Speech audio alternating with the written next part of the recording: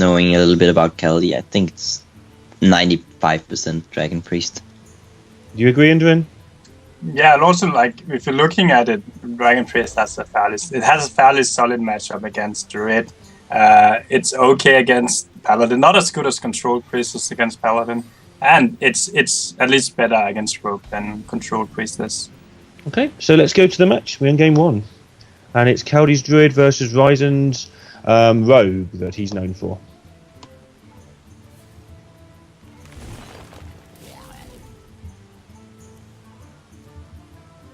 Looks like pretty standard build, like Living Roots in the Druid deck again, which we saw earlier from Zigzag. Yeah, it's kind of a tech choice. If you expect to see a lot of Paladin and other aggressive decks, you take that in. Which card, sorry? Living Roots. Yeah. Yeah. So what do you cut for the Living Roots? I've heard somebody talking about cutting 1 rat for the Living Roots. That's interesting. Or a Danasis. I think you should play double Danasis though. Personally, I'm not a fan of Living Roots. I don't think it's a strong card actually. So what's the theory behind the Living Roots? Is it just the extra removal, or is it the 2/1/1s that can sort of help to challenge the Muster and the Paladin guys? Obviously, it's the diversity. Yeah, it's the flexibility. It's the same reason why Druid of the Claw is such a good card. The 4/6 with Thorn is not so good on its own. But the fact that the other option is so different and so good in so many other cases makes it good. Same goes for a card like Druid of the Saber. Like, who wants to play like a Murloc, what's it called, Brugil Warrior? Like, no one plays that. But no one would play like a 3/2 stealth. But combined, it's so strong. Well, you're mostly playing him for the stealth because you're playing an aggro deck, but yeah. Not always. Like, yeah, the majority, but not like, it's not like 90% in aggro. Yeah. It's probably 90%, right? I don't think so. Later in the game, sometimes you just need damage as aggro druid. You just charge it. Yeah. You just need guaranteed 2 damage. Good old Rogue versus Druid. So, what's favourite these days? I mean, you'll still hear some Rogue players saying they think they still have the edge in this matchup, but is that really the case, or is Druid now too powerful for Rogue? Now it has the Aspirant and the extra stuff going on. I think I would rather be the Rogue. I've always said this. But I agree, but I think stats, like at least a while ago, was in the Druid's favor, and now I would expect it to be even more.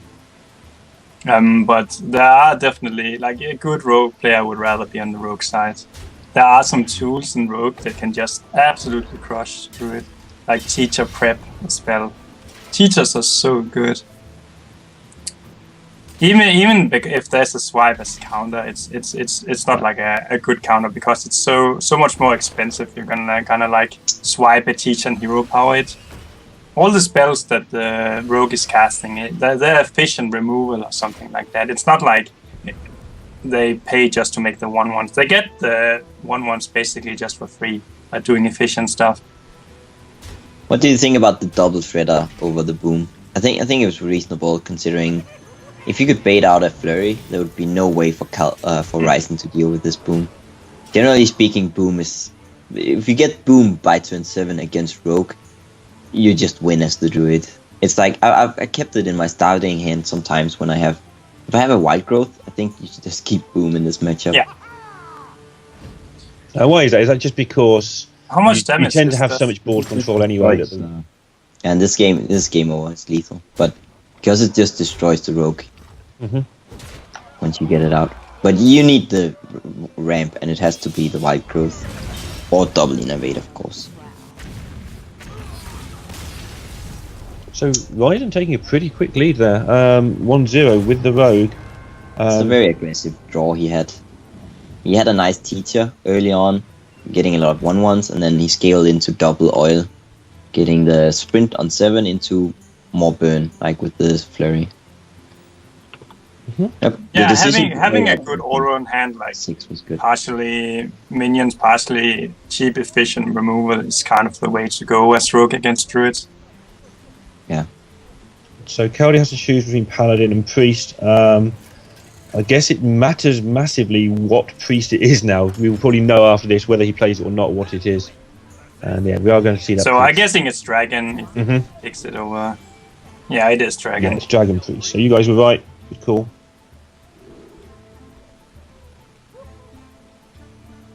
So how does this matchup pan out? Is this my impression would be that it's just going to be a massive fight for who can get the board, with the Priest having a good chance, but like basically Dragon Priest is just a one-wheel deck. Like it's basically you just want to curve out perfectly. There's not much to think about. It's just getting. That's not a matchup where you don't just like want the same perfect curve. So you just try to mulligan for a good curve every time, and then you hope it's good enough. This is interesting, right? That he feels like Priest is his best deck to go up against the Rogue. Was his other one Paladin? His other deck is Paladin. Which I've heard various reports. Paladin could be mid-range then, right? Yeah. Wouldn't you I think rather Secret play- Paladin is better than mid-range against Rogue, right? Yeah, you would rather have the Secret Paladin against Rogue than the mid-range. So I feel like if you're bringing the Priest now, then there's a higher should be mid-range. probability that it's mid-range. Yeah, exactly. Does mid-range really... How does it interact with this lineup? Mid-range Paladin? We don't know what his isn't mage he is, an but he was aggro bad. Paladin player? I think so. Maybe he just feels like this is stronger than Secret Paladin. I would disagree, to be honest. If this is the case. So his deck choice definitely suggests that he has a mid-range Paladin. Ryzen gets a wouldn't- really strong teacher prep zap turn again. Yeah. He's just looking to take over the board. At least Kaldi has a Third Rake to follow up. Wait, shouldn't he just trade in his South Sea and then SI it? Yeah, if you're playing the SI, you just take extra damage for free without if you attack with your weapon.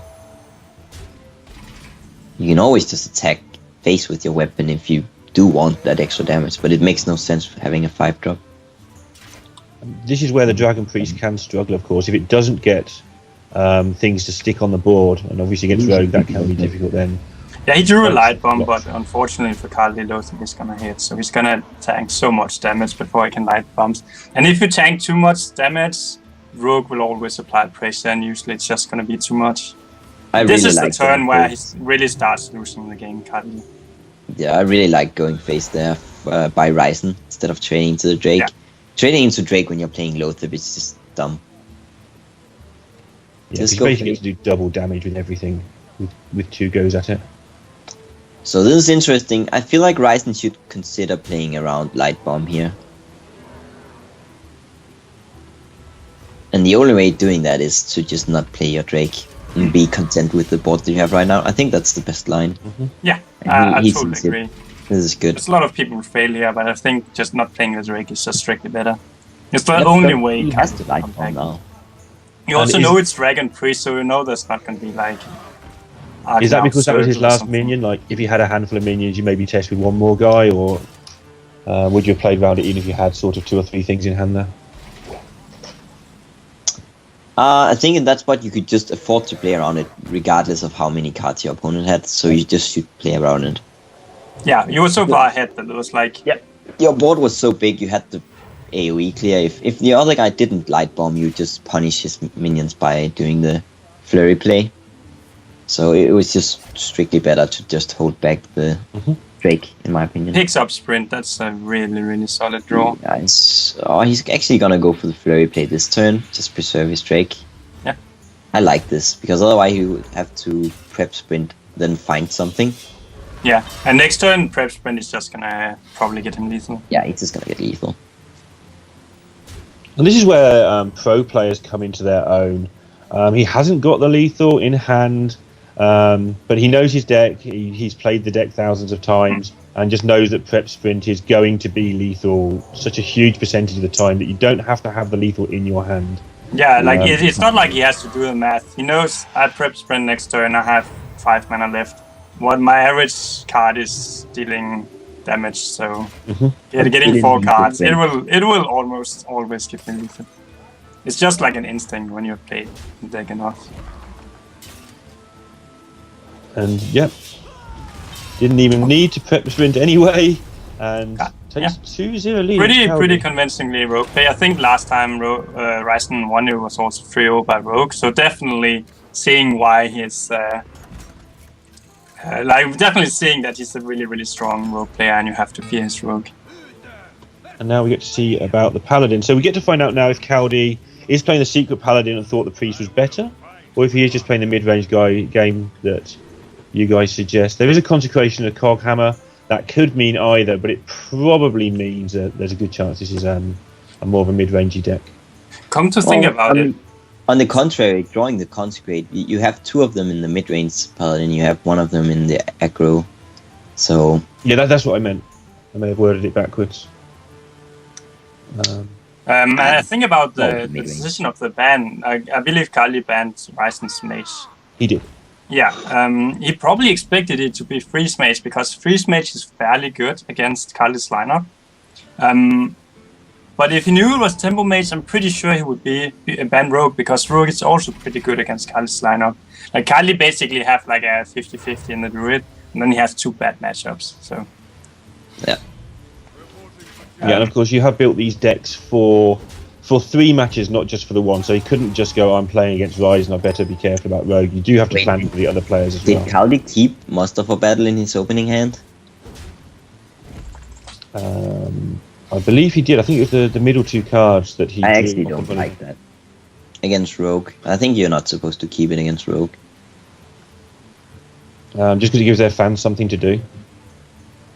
Yeah, it's like a perfect... It just walks right into fan. I don't think it's a very strong keep in this matchup. he's able to apply some... So he has the option of mini bot and juggler, or he could also have chosen to keeper.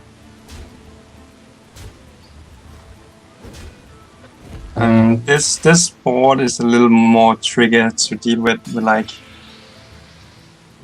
I guess actually against Deadly Flurry the other board would be better. So how does mid-range Pally try? What's the strategy here? Is it just? I mean, the strategy for most games is get stuff to stick on the board. Is it just the same again? Get stuff to stick, try and protect your life total so you can heal up later as well. And basic. Apply pressure, right? Yeah, basically you just play like a tempo deck, like a really aggressive deck, but and you want your True Silvers. True Silvers is so good. This is a good Peacekeeper, by the way. Quite often you're not able to get good Peacekeepers, because if you don't use your Peacekeeper early on in the match, then unless you have board control, you're always scared of him just using oil on it. That's why you're actually supposed to keep a Peacekeeper in your starting hand, in my opinion. So in this matchup you don't keep Muster, you keep Peacekeeper instead. And you keep it to get it out of the way on the early game, because it's not if you not much. Peacekeeper an SI on turn 3 or something, then it's so much more... It's so much better for you than relying on getting Peacekeeper late in the game when your opponent usually has the board control and will be able to oil up his minion to just nullify the... Usually good Paladin draws and bad Rogue draws. It kind of snowballs, so the Rogue draws bad, he has to sap something, then Tyrion comes down, he can't sap that. This is a nice flurry. It's his last flurry, but it's okay, because it's actually almost all of the resources of his opponent. So yeah, this is like pretty much the same as with the Peacekeeper, right? He's gonna oil up his minion now, so the effect from the Ulderman was nullified. And it looks devastating for the Paladin now. But couldn't he have killed the Boom? Or am I mistaken? Did he have a minion where he could trade into Boom? Probably should have considered doing that. But I guess he figured he was pretty... Had to just go face because of the hand size of Ryzen. It's hard to say. Yeah, that's something we talk about a lot. At this level, the players identify... They're constantly making the decision as to whether they are still in control of a game or whether it's time to just sort of go face and hope your opponent can't deal with it. And typically when you're behind, you just have to hit them. And gotta be able to hit, yes. especially when you're playing deck like playing in against a rogue, you really want to clear their minions in the early game, but then at a critical moment you have to go face. That's especially the case for druid versus rogue. Actually, in the early game you do want to clear the rogue's minions, but at some point you also just want to go face and set it up so you can finish them with a combo or something like this. And looking really, really, Get really 50-50 bad. lethal there.